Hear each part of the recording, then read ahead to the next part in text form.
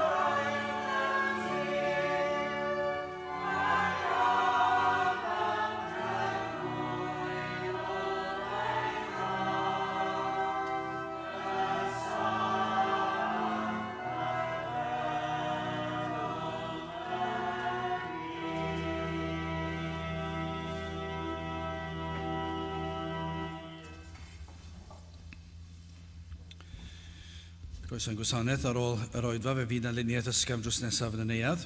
Fydd ein cwrdd gweddi misol sy'n cael ei gynnal ar y 3 nos Iau o bob mis yn cael ei gynnal nos Iau mis Mawrth 21. Fydd hoedfa nesaf pnawn sydd am hanner awr wedi 3. A wrth i ni gymryd y casgliad, gan i ganu tra'r ein heistedd emyn rhif 117. 117.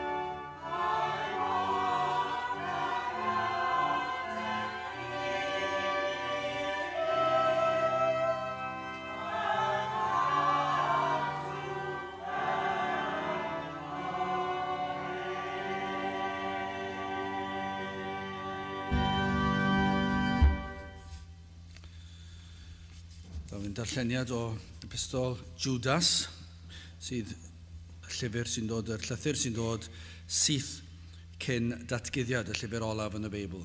Felly Judas, ac yn dechrau yn yr adnod gyntaf.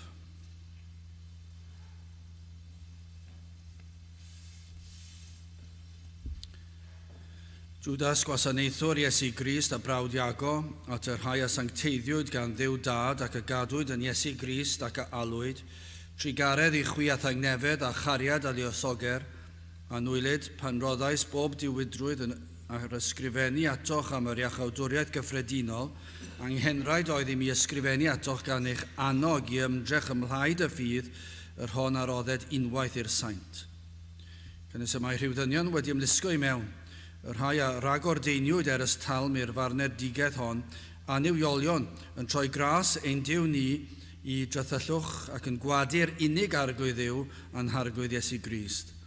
A wyllysio gan hynny yr ydwyf eich coffau chwi gan eich bod unwaith yn gwybod hyn i'r arglwydd wedi iddo waredu'r bobl o dir yr aifft ddistrywio eilwaith yr rhai ni chredasant.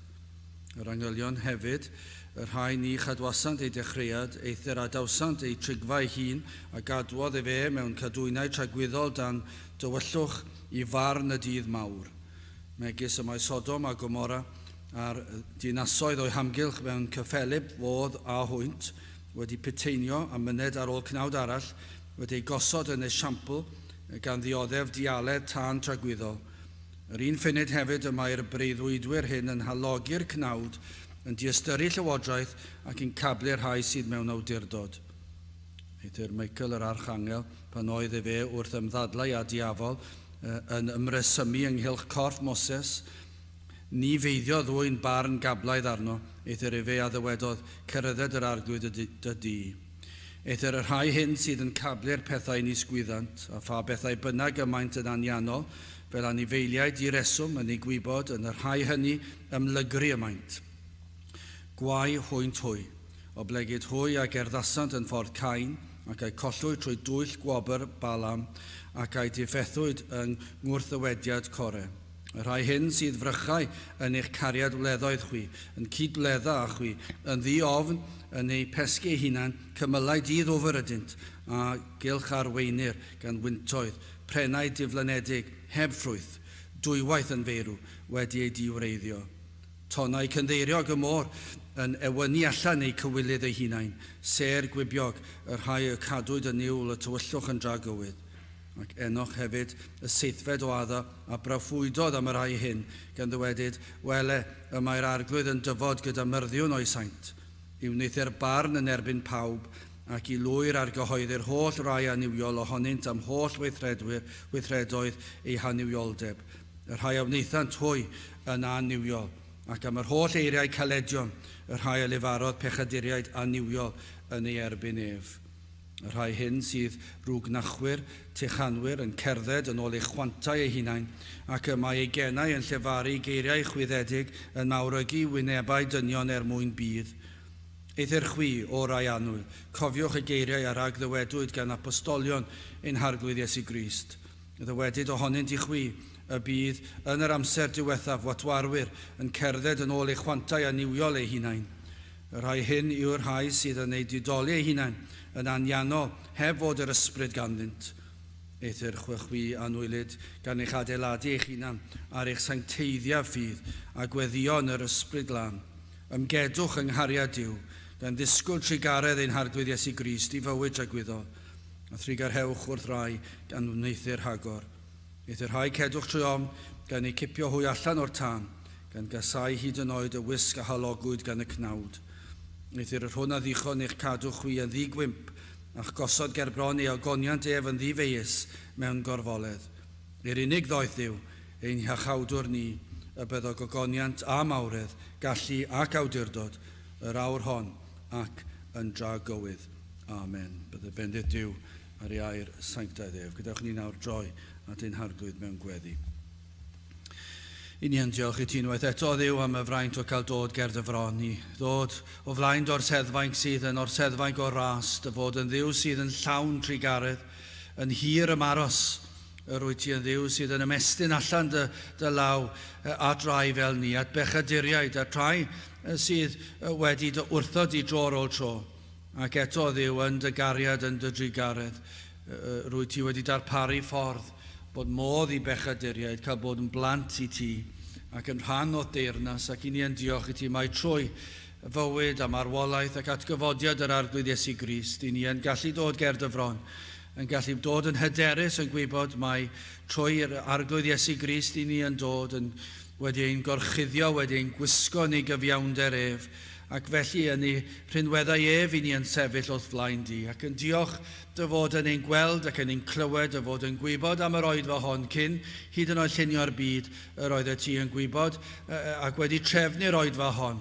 Ac felly o ddiw bob un tro i ni yn ymgynnull ynghyd, i ni yn llawenhau yr hyder y mae hwn yn ei rhoid i ni, ein bod yn gwybod, ein bod yn dod i oedfa, yr wyt ti yma'n barod, yr wyt ti wedi trefnu'r cyfan, yr wyt ti yn gweithio yn ein plith. Ac felly o ddiw i ni yn gofyn y byddwn ni yn cael gweld dy law di ar waith yma yn ein plith ni. O ddiw, i ni'n ymwybodol mae dinod ydyn ni yng ngolwg y byd, ac wrth edrych ar niferoedd y byd, ar filiynau o bobl sydd. Ac eto i ni mor fach o gymharu, i ni'n fach o gymharu ar wlad hon, i ni'n fach hyd yn oed o gymharu ar ddinas hon. Heb sôn am ystrydoedd o ddiw, i ni yn ddinod o gymharu ar niferoedd sydd yn ystrydoedd o'n cwmpas ni. Ac eto o ddiw, yr wyt ti yn holl alluog, yr wyt ti yn ddiw sydd wedi creu y bydysawd, ac yr wyt ti wedi trefnu'r oedfa hon, yr wyt ti wedi trefnu oedfa yn tebyg i hon, ar hyd a lled ein gwlad ni, ac i ni yn ddiolchgar felly dy fod ti yma yn ein plith, yr wyt ti wedi addo bod yma lle mae yna 2 neu 3 wedi ymgynnull yn enw di, yr wyt ti wedi addo bod yn ei plith. Ac felly o ddiw i ni yn diolch dy fod ti yma, fod y gwmnïaeth di yma, dy bresenoldeb di yma, ond i ni yn gofyn i ni cael teimlo dy bresenoldeb fwy nag i ni erioed wedi brofi o'r blaen. I ni'n gofyn y bydd ysbryd i yn gweithio yn rymus yma yn ein plith ni ac yn ein dinas ac yn ein gwlad ni. Ni yn gofyn o ddiw y bydd yr ysbryd yn gweithio yn argyhoeddi, yn agor llygaid y deillion mwyn iddynt weld ei hangen am waredwr. Felly o ddiw, ro ffydd ni ddisgwyl i chwilio am ffrwyth dy waith di yn ein plith ni. A byddwn ni yn cael gweld rhai yn dod i ymddiried yn yr arglwydd Iesu Grist. Felly o ddiw, diogelan hamser yma ni'n ymwybodol iawn o'r frwydr ysbrydol, y frwydr ysbrydol yn bersonol ar ein hyneidiau ni, a'r frwydr sydd yno i ddod i oedfa, ac wedi dod i'r oedfa mae yn frwydr o ddiw i daddoli di fel ac y dylsem ni, yn frwydr i ganolbwyntio i dy ddyrchafu di, ond hefyd o ddiw mae yn frwydr pan i ni'n meddwl fel pobl yn y wlad hon, lle mae'r un drwg yn ymosod ac yn ymddangos fel yn ennill y dydd. I ni'n gwybod o ddiw yr wyt ti yn holl alluog, ac felly o ddiw i ni'n gofyn i ti ddiogelu ni, i bendithio ni nawr, bendithio'r dyddiau sydd o'n blaenau ni, gad i ni fyw mewn ffordd sydd yn dwy'n clod i ddenw di. Tyrd felly tywallt ysbryd lawr arnom, i ni yn gofyn hyn oll, trwy enw ac heiddiant ein harglwydd Iesu Grist. Amen.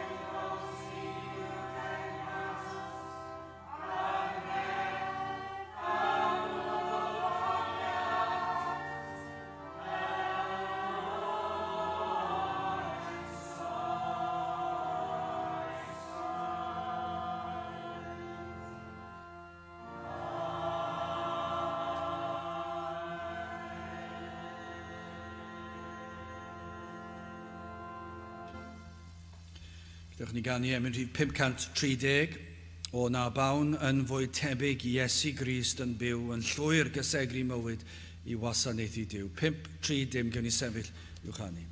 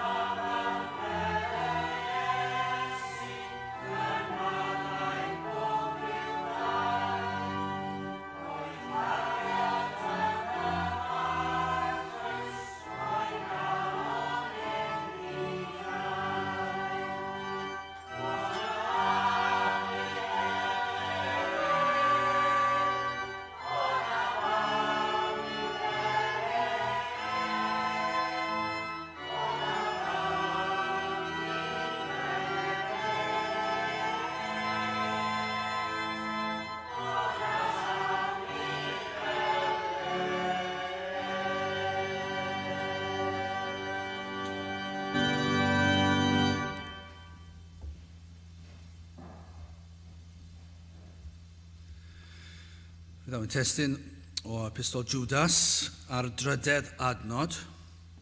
Judas ar drydedd adnod.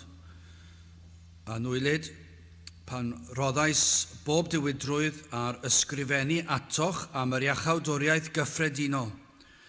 Anghenraid oedd i mi ysgrifennu atoch gan eich annog i ymdrech ymlaid y fydd, yr hon ar rodded unwaith i'r saint. Yn yr epistol yma ni'n gweld yn syth reit o'r cychwyn. Mae gŵr gostyngiedig o Judas, ni'n gweld yn yr adnod gyntaf, Judas gwasanaethwr Iesu Grist a brawd Iago.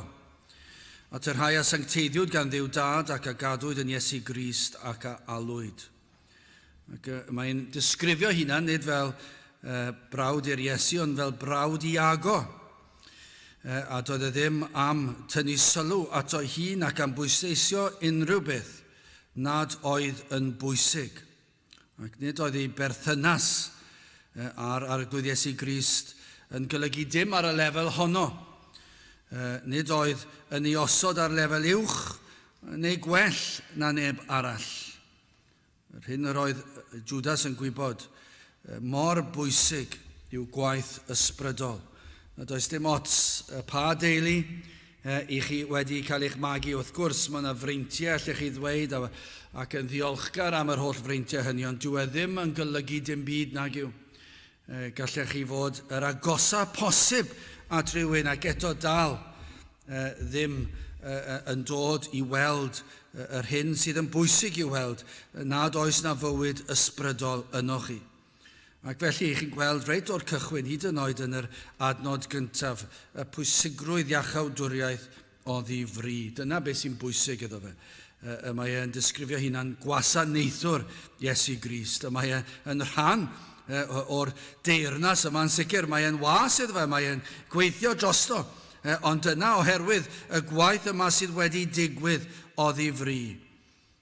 Ac felly, reit ar y cychwyn i chi'n gweld, mae wedi deall yr Efengyl a phwysigrwydd yr Efengyl. Ac felly, dyma pam i ni'n gweld, i fod yn gweld yr angen i amddiffyn yr Efengyl. Ac mae'n gweld bod e mor werthfawr. Ac mae'n dweud ar yr adnodau cyntaf yma, yn yr epistol yma, yr alwad i amddiffyn y ffydd.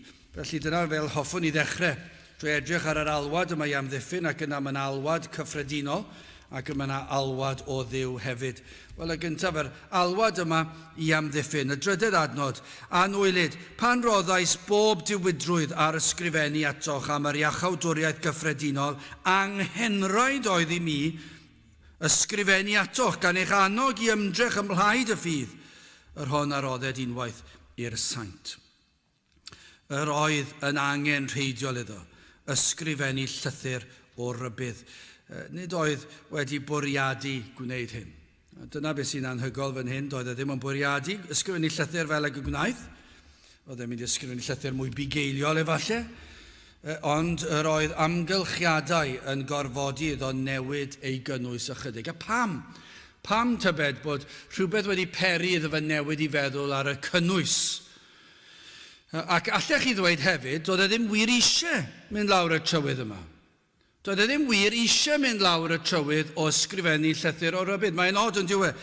Mae yna rai gweinidogion, a dwi'n gweld le mae'r rhain yn sefyll, ond maen nhw'n cael yr enw o fod yn rhai sydd yn oddefgar iawn ac yn pregethwyr sydd, neu pobl sydd ddim yn licio trwbl. A ddim yn licio unrhyw ddadle. Ac mae bron iawn pan mae pobl yn disgrifio'r rhain, i'n meddwl, wel, dyna chi ddyn hyfryd. Dyna chi ddyn gwerth i gael yn yr eglwys. Dwi ddim yn mynd allan o'i ffordd i chwilio am gweryl a dadl. Dwi ddim yn licio brifo neb.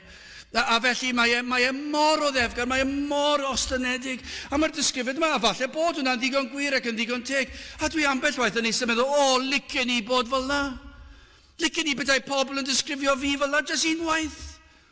Dwi'n cofio rhywun yn dweud, doedd neb gyda dim byd cas i ddweud am hwn, oedd e'n ddyn mor ddiwiol, ac yn bydda hwnna'n hyfryd, mae'r rhestr hir faith gen i o bobl sy'n eisiau dweud bethau cas, a siwr o fod gyda perffaith hawl i ddweud hynny, achos dwi wedi rhoi lle iddyn nhw. Ond i chi ambell waith yn genus o'r rhain yn meddwl, mor braf bydda fe, dim ond mynd i'r pwlpit a pregethu pethau neis i bobl a'r newyddion da, a ddim yn gorfod rhybuddio.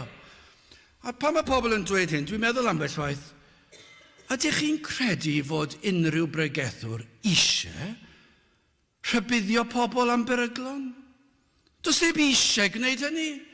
Dydyn ni ddim eisiau dweud, beth yw'r lol yma sydd yn digwydd yn ein gwlad ni, o'r canu gwirion yma, a'r addoli ysgafn yma, a'r diffyg athrawiaeth yn ei pregethu nhw, a'r diffyg anrhydedd. Ydyn ni mwynhau gwneud hynny? Wrth gwrs dydyn ni ddim, achos mae'n golygu i chi'n gosod eich hunan yn gwbl ar ben eich hunan yn yr oes yma, i chi ddim yn mynd i fod yn boblogaidd, a dyw pobl ddim eisiau dod i wrando arnoch chi, a fi pobl yn fwy na pharod i ddweud bethau cas amdanoch chi. Does neb eisiau, a dyma'r sefyllfa fan hyn. Doedd Judas ddim eisiau mynd ar rhybuddio pobl am gau athrawon ac am bechod. Mae'n lot neisach pregethu am rhywbeth arall. Rhywbeth mwy cadarnhaol. Ond mae'n adegau lle mae'r rhaid. A dyma'r adnod 4, gandewch ar hyn. Dyma'r rheswm tu ôl hyn. Canis y mai, rhyw ddynion wedi ymlusgo i mewn. Yr rhai ar ragor deinwyd talm i'r farnedigaeth hon, a niwiolion yn troi gras ein diw ni I drythellwch, ac yn gwadu yr unig arglwydd Dduw a'n harglwydd Iesu Grist. Nawr, os yw hwnna'n digwydd, pa bregethwr o unrhyw werth neu unrhyw was yr arglwydd o unrhyw werth sydd yn cadw'n dawel am y peth a ddim yn rhybuddio. O, bydde fe'n neis cael yr enw o fod yn mor ostyngiedig, mor neis. Wel, wrth gwrs, ond os nad ydych chi yn sefyll lan, os nad ydych chi, roedd wedi teimlo, mae'n rhaid I mi. Anghenraid oedd I mi ysgrifennu atoch. Rhaid oedd I fi ddweud wrthoch chi. Doedd ddim yn gallu troi cefn. Doedd ddim yn gallu anwybyddu'r broblem. Achos nid problem fach oedd hon. O llawer yn dweud gwell cadw'n dawel. Ni ddim eisiau chwilio am drwbl. Mwyn heddwch. Ni anghofio am y peth. Claddu pen yn y tywod.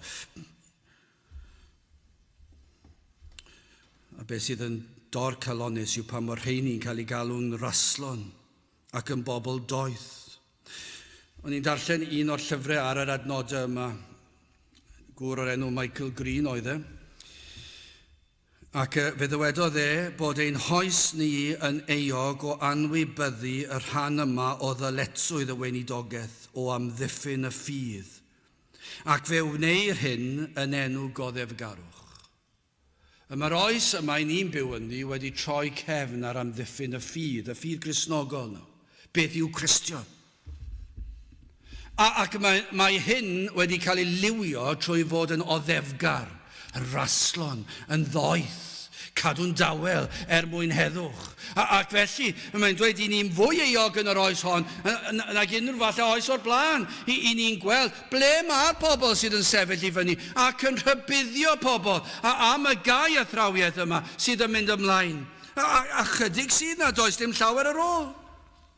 O, rhoddir pob math o dermau I liwio anwybyddu'r ddyletswydd hon. Ond oedd Judas wedi deall yn doedd e. Roedd e'n gweld y pwysigrwydd sefyll. Nid oedd modd cyfaddawdi yma. Mae falle modd. Mae'n dibynnu sut personoliaeth I chi siwr o fod. Mae yna rai pobl sydd yn gallu cadw'n dawel. Trwy'r amser, lle bynnag maen nhw. Falle yn y gweithle, falle. Falle I chi ddim yn licio trwbl, chi ddim yn licio sefyll lan dros unrhyw beth, a chi'n meddwl, wel, na I just cadw'n dawel, ac o ran personoliaeth. Mae yna eraill lle mae'r gwaed yn berlymu tipyn bach, a chi'n gweld, chi ddim yn cytuno o hwn, ac chi'n teimlo bod rhaid dweud rhywbeth.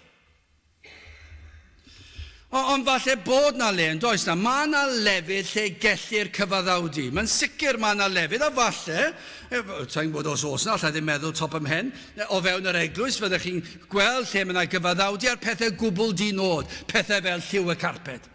Os nad ydych chi'n gallu cyfaddawdi ar hynny, ac yna gan amlad, yna'r maes lle sy'n achosi fwy o drwbl mewn eglwysi, yw lliw y wal, lliw y paent a lliw y carped. Ond mae angen cyfaddawdi ar hynny, falle. Yn y gwaith efallai bod chi mewn cyfarfod, ac os ych chi'n athrawon, mewn cyfarfod staff, neu os ych chi yn y byd meddygol, mae yna gyfarfodydd lle mae pobl yn dod at ei gilydd. Ac efallai fyna, bod modd cyfaddawdi bod chi ddim yn cytuno o gwbl gyda'r hyn sydd yn cael ei wneud, ond ar ddiwedd y dydd ych chi'n meddwl, wel, gadwain dawel fan hyn a cario ymlaen. Achos ych chi'n gwybod mae trwbl fydd na, chi ddim eisiau trwbl, ac na I just cadw'n dawel. A mae modd. Ond does dim modd cyfaddawdi fan hyn. Does dim modd cyfaddawdi ar Efengyl gyda'r ffydd. Fe wel pobl yn dod i'r eglwys a cheisio newid y neges ac honni bod na ffordd arall.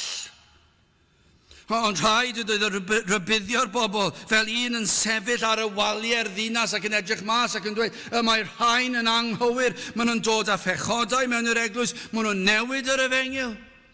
Ond dyma yw'r broblem, mae'n ddigon hawdd. Bydde mwyafrif o bobl sydd yn dod i'n hoedfaw ni, siwr o fod, a rai sy'n gwrando efallai, yn cytuno gyda ni yn yr wrth-ddisgrifio'r eglwys fore. Ac efallai cyfnod Calvin a Luther a'r hyn a gyd, a chi'n dweud, roedd e'n bwysig iddyn nhw sefyll. Ond pan mae'n dod i heddi, mae hwnna tipyn bach yn dros ben llestri.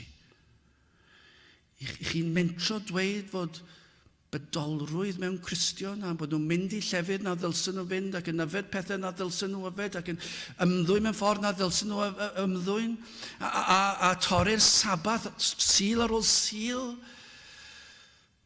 A lle nad oes sancteiddrwydd ac ymwahaniad o'r byd a mae hoedfaw nhw'n yn ysgafn a'i pregethu nhw'n fyr ac yn ddoniol a mae canu nhw'n llawn o donau'r byd a'r holl beth yma a pan ni'n sôn am y pethau yma mae pobl yn dweud mae hwnna'n ddeddfwriaeth ac yn galed ac yn gul a dyn ni'n licio hwnna ond rhywsut ei gilydd maen nhw'n gallu cytuno gyda fe 200 mlynedd yn ôl ond ddim yn gallu addasu fe'r broblem heddi.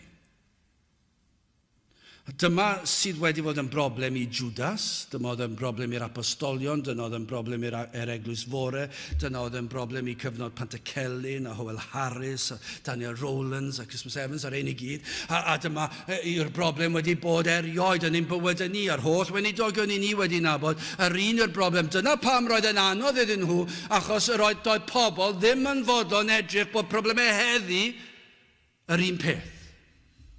Ond yr un yw'r broblem. Lle mae yna fydolrwydd yn dod i mewn i addoliad ac athrawiaeth, gellir bron iawn dweud yn sicr. Bron iawn, 100%. Fi'n gwybod bod yna eithriadau i gael, ond i chi'n dechrau meddwl, a yw'r rhain yn gallu bod yn rhai sydd wedi deall yr Efengyl? Yr Efengyl wedi ddyfrio gymaint? A dyn nhw wedi, oeddi'r proffes sydd ganddyn nhw yn proffes sydd yn ddilys? A yw'r rhain yn Gristnogion? Mae rhaid gofyn y cwestiwn. Yr oes i ni'n byw yn ni, i ni wedi mynd mor bell, a bron iawn, i ni'n fodlon cyfaddawdi, wel, sa'n nhw wedi cael ei dysgu, a ni'n chwilio am unrhyw beth i esgusodi bydolrwydd mewn athrawiaeth ac addoliad a bywyd, ac eto gyd ni wedi dod i'r man, lle bron iawn, mae gormod o ofn gen i ddweud fan hyn, a yw'r rhain yn Gristnogion o gwbl? Ac eto, dyma beth o Judas yn dweud, dyma beth oedd yr holl apostolion yn dweud. A'r Hen Testament, gwrandewch ar Ezekiel yn yr Hen Testament, Ezekiel 3 adnod 17. Mab dyn, mi ath wneithym di yn wyliedydd i di Israel. Am hynny gwrando y gair o'm gennau, a'r hybyddia hwynt oddi wrth i fi. Pan ddywedwyf wrth y drygionus, gan farw y byddi farw, ond i'r byddief. Ac o'n i leferi i rybyddio drygionus oddi wrth ei ddrycffordd fel y byddo byw. Y drygionus hwn a fydd farw yn ei anwiredd, ond ei waed ef a fyna fi ar dy law di. Mae cyfrifoldeb dy ti i rybyddio rhain, oherwydd i pechod. Mi rwy ti yn un sydd yn wyliedydd ar waliau'r eglwys. Rybyddio nhw? Ydych chi wedi deall yr Efengyl? Testament Newydd, Actau 20, adnod 28. Edrychwch gan hynny arnoch eich hunain ac ar yr holl braidd, ar yr hwn y gosododd yr ysbryd glân chwi yn olygwyr i fi geilio eglwys Duw, yr hon a bwrcasodd e fe a'i briod waed, canis my fi awn hyn. Y daw ar ôl fy ymadawiad i fleiddiau blinion i'ch plith, heb arbed y braidd. Ac ohonoch chwi eich hunan y cyfyd gwir yn llefaru pethau gwir draws i dynnu disgyblion ar ei hôl. Allwch chi ddim cael e'n fwy clir na allwch. Gallwch chi ddim cael e'n fwy eglur. A dyna beth sydd wedi digwydd. Mae yna rhai wedi dod mewn i'r eglwys. Mae Judas yn ei ddweud e. Anghenraid oedd i mi ysgrifennu atoch.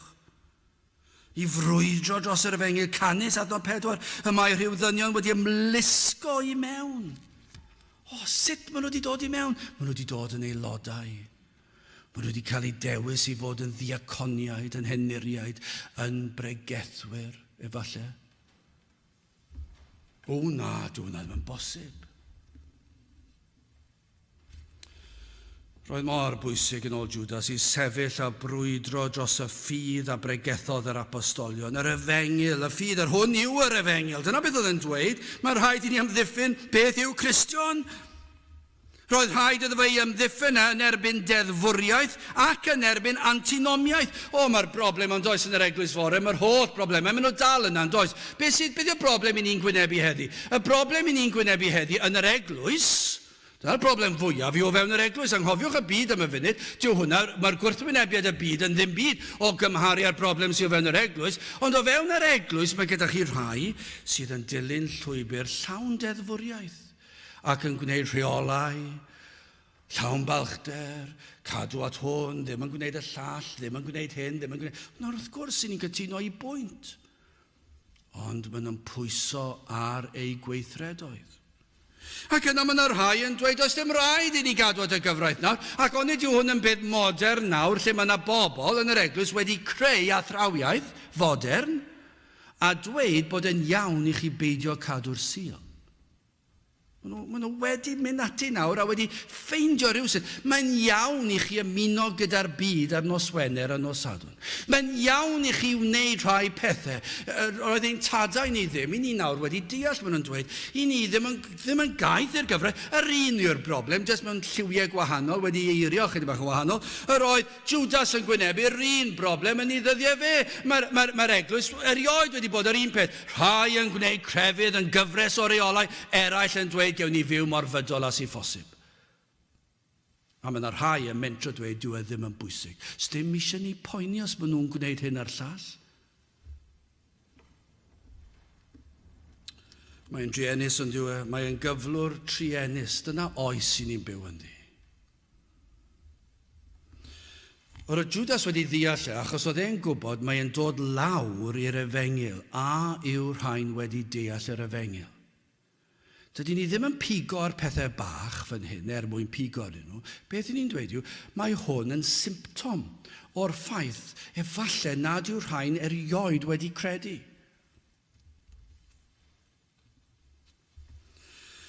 Wrth wynebu gau athrawiaeth, yr hyn sydd yn tynnu ffwrdd o'r gwir Efengyl, neu sydd yn ychwanegu at y gwir Efengyl, dyna'r broblem wastad i bod. Mor anodd. Gan fod y sawl sydd yn gwrthwynebu, maent yn gallu bod mor ffyrnig, neu maen nhw'n gallu bod yn gyfrwys. Ac felly maen nhw'n achosi'r fath niwed. Dr. Martin Lloyd-Jones yn rhybuddio, mae'n haws ac yn un edrych ar ôl neithiwr gyda'r pobl ifanc yn llyfr ar y bregaeth ar y mynydd. A dyna chi ddisgrifio oes. Os chi eisiau darllen penod ar gau proffwydi a'r ffrwyth maen nhw'n ei ddangos, darllenwch y penodau hynny.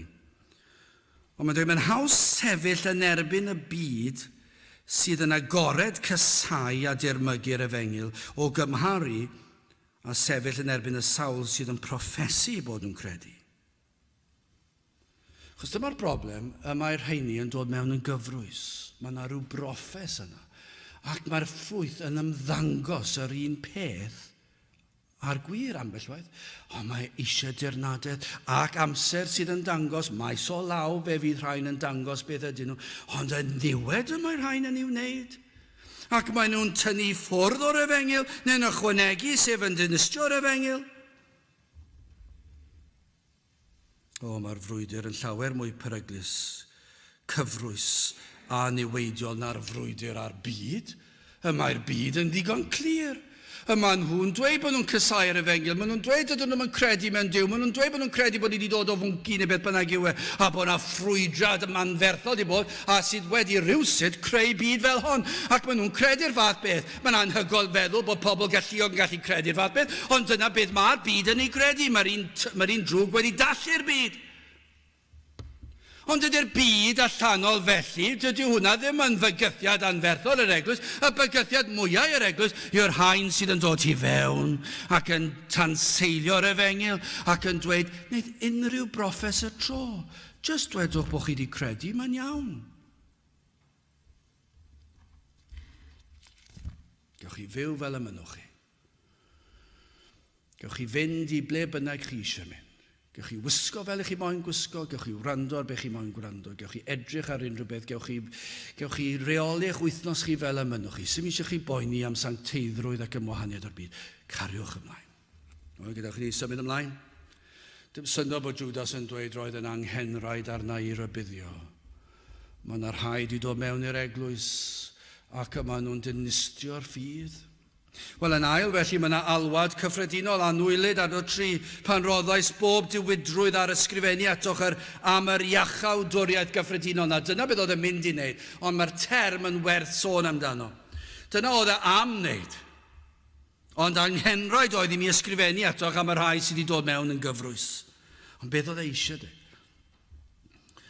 Roedd e am sôn am yr Efengyl ac can y goblygiadau hynny, ond nawr mae'n atgoffa ni ohono fe ac dyna i chi Efengyl, sydd yn werth i amddiffyn. Y neges o iachawdwriaeth gyffredinol.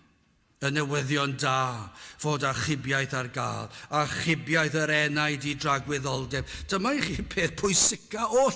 Os e unrhyw bwnc arall gwerth sôn amdano, beth ydych chi yn am gweld unrhyw bwnc ar y newyddion? Beth yw'r pynciau byddwch chi eisiau gweld ar y newyddion? Sydd o unrhyw bwynt, yr rai gwleidyddol yma i gyd, a'r problemau gwleidyddol sydd yn y byd i gyd. Ac ych chi'n meddwl, wel, ie, maen nhw'n dweud hyn, maen nhw'n dweud llall, a chi ddim yn credu nhw, falle bod chi'n credu nhw, chi ddim yn gwybod. Ond mae'r pynciau gyd, maen nhw'n mynd o un flwyddyn i'r llall, ac dyna ddim lot o werth.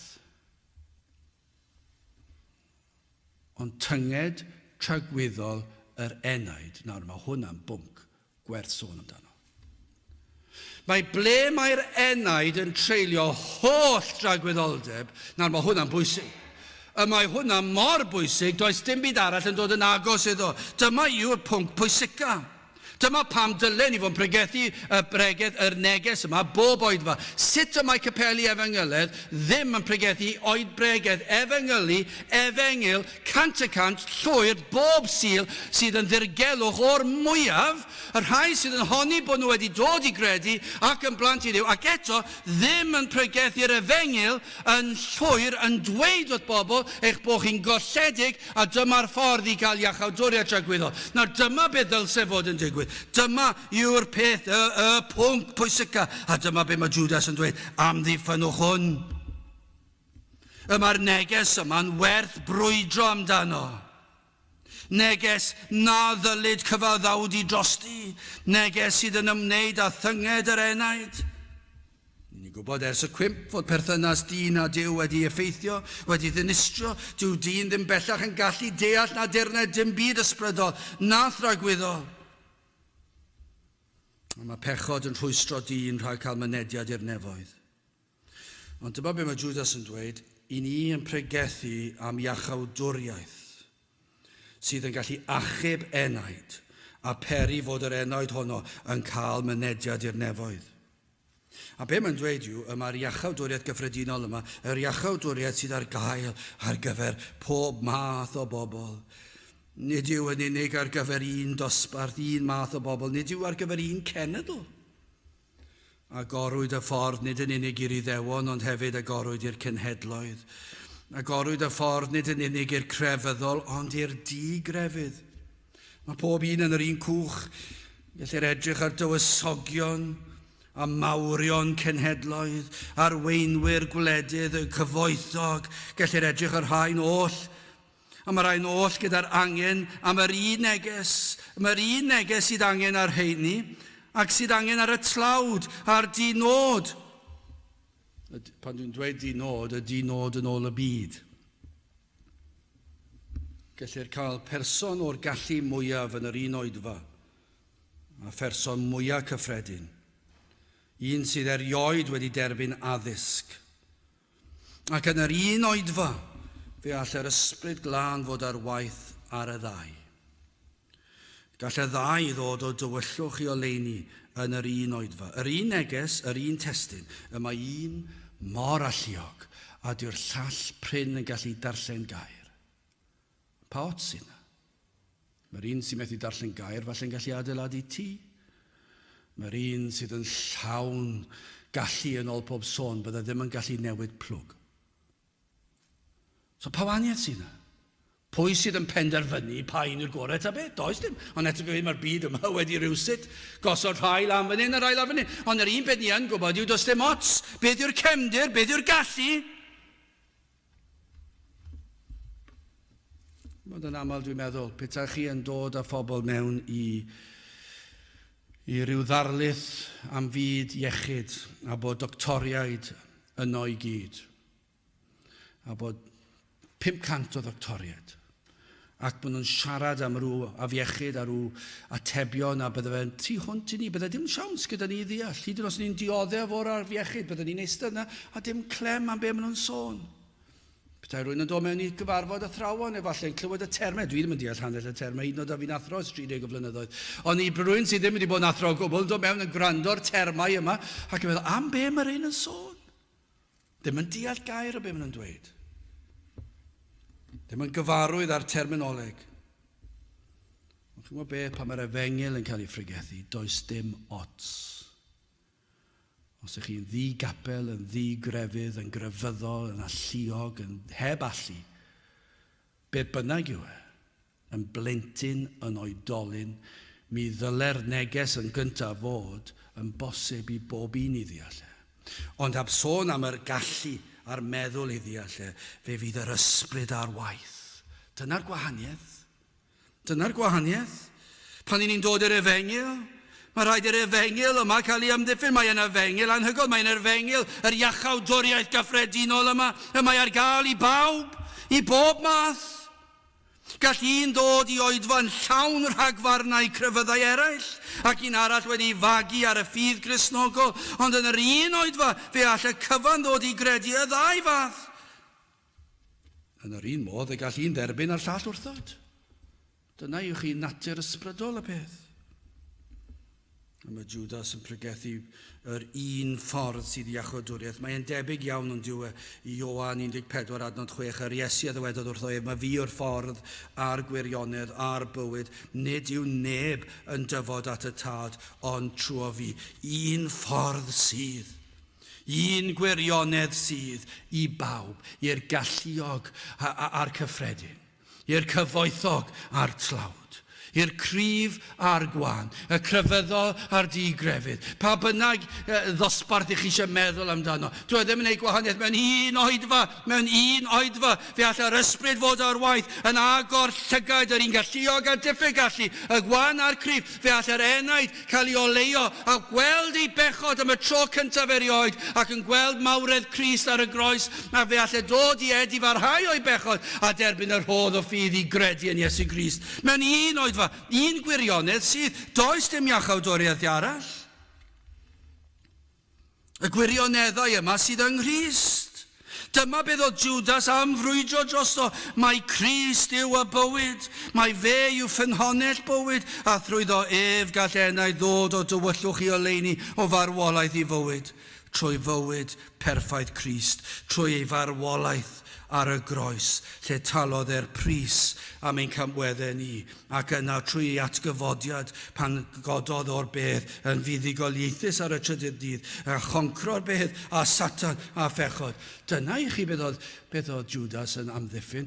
Mae rhaid i ni ofalu am hyn, a mae rhaid i ni nid ofalu am y cynnwys a'r geiriau, symlrwydd yr Efengyl, ond rhaid i ni ofalu bod ni'n pwysleisio mae gwaith yr arglwydd yw e hefyd. Gwaith o ddifri, nid ni'n perswadio'r un enaid i gredu. Ac be mae'n dweud, amddiffynwch hwn. Dyma beth sy'n eisiau amddiffyn.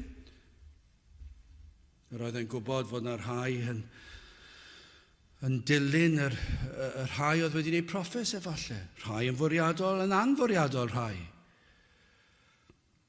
Rhaid i ni ofyn y cwestiwn, na ydych chi wedi dod?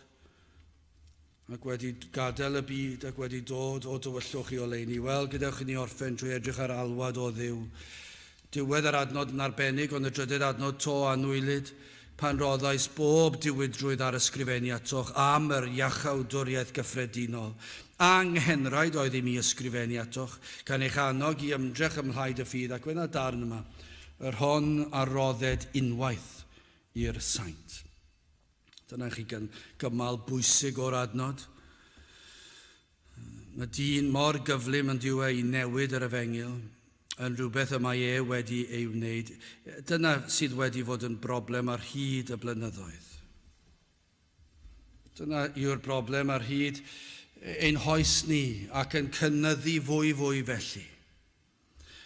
Mae'r eglwys fel petai nhw eisiau dwyn y clod o Dduw ac yn dod ar Efengyl yn rhywbeth gallwn ni ei wneud, ac mae hwn mewn amrywiol ffyrdd ar draws y canrifoedd. Ond nawr mae wedi dod bron iawn. Dwedwch bod chi'n credu. A maen nhw'n chwilio am adnodau, gallu ffeindio darn o adnod tu allan o gyd-destun ac yn cyfiawnhau'r beth. Gwnewch broffes. Ysgrifennwch fan hyn. Gweddiwch y weddi. Ac i chi wedi wneud ond rhaid gofyn, air just y gweithred oedd hynny, nawr wrth gwrs, fe all yr arglwydd weithio, ond mae rhaid gofyn y cwestiwn. Y mae dyn am dderbyn rhyw glod am iachawdwriaeth, fel petai chi wedi dewis troi o'ch pechod, fel petai chi wedi dewis rhoi cynnig ar yr arglwydd am gyfnod i weld sut eithi, fel petai chi wedi penderfynu gwneud proffes. Os ych chi'n gallu dweud hynny, wel mae'n rhywbeth o'i le, mae tystiolaeth rhywun yn mynd i orfod, mae'n anorfod yn gorfod bod, byddwch chi yn dweud hyn, yr oedd Duw wedi dod ac ymyrryd yn fy mywyd i, fe nath agor fy llygaid, fe nath fy nenu fi ato fe nath dod a tywys fy nrhaid ar hyd y llwybr cul yn arwain at y groes. Dyna beth yle fe fod.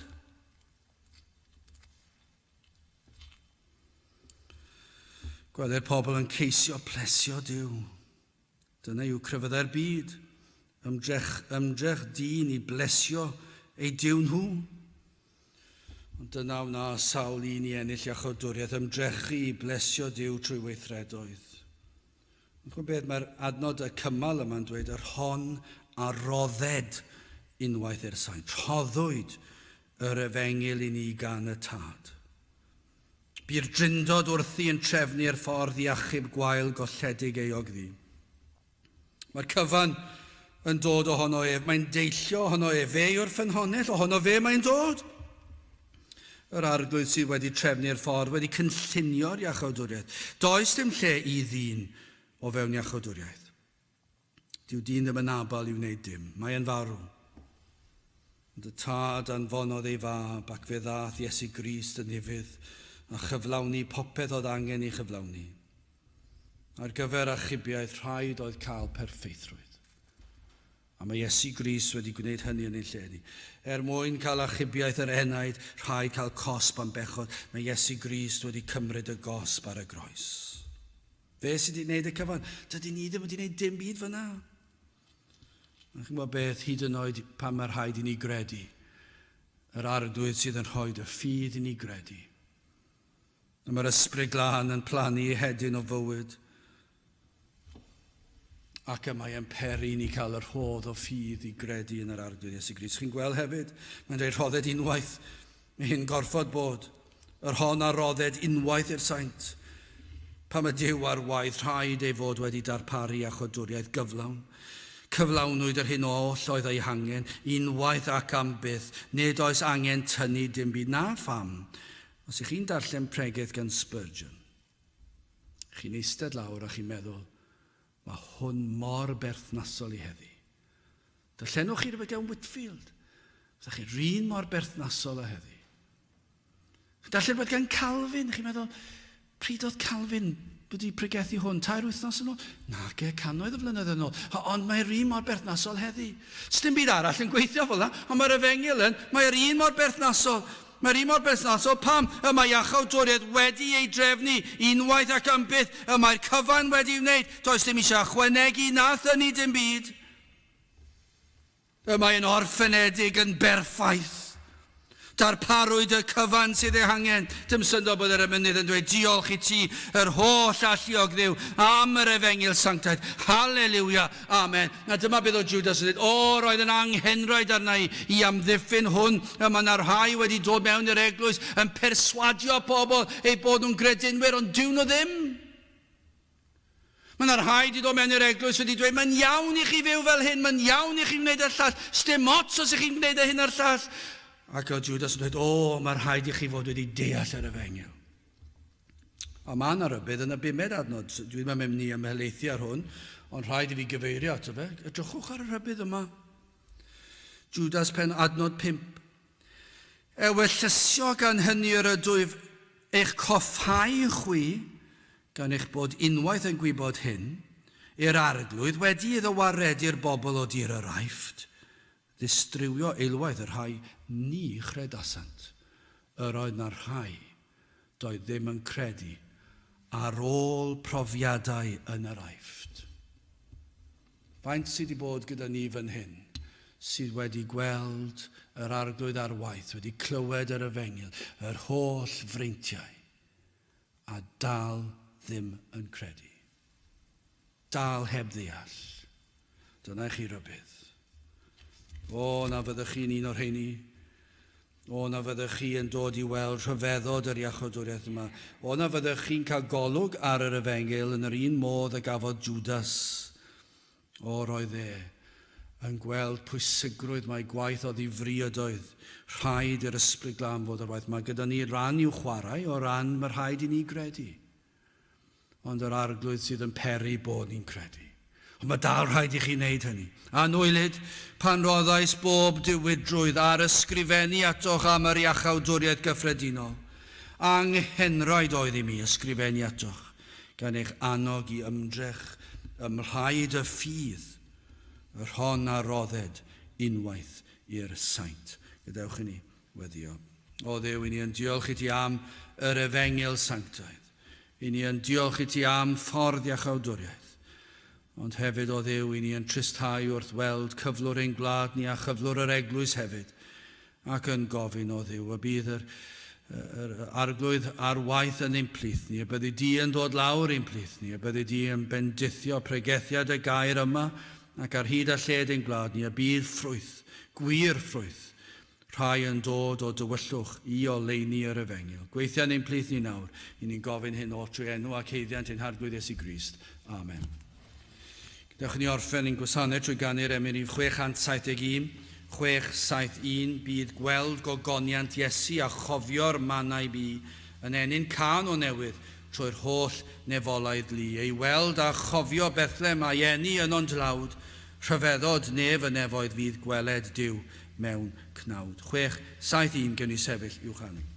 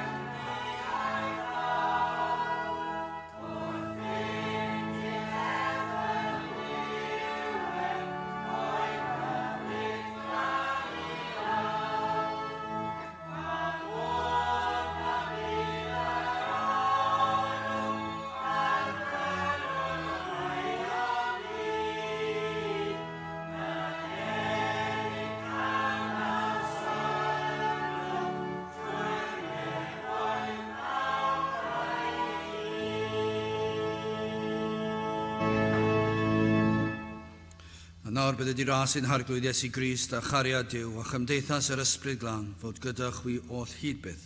Amen.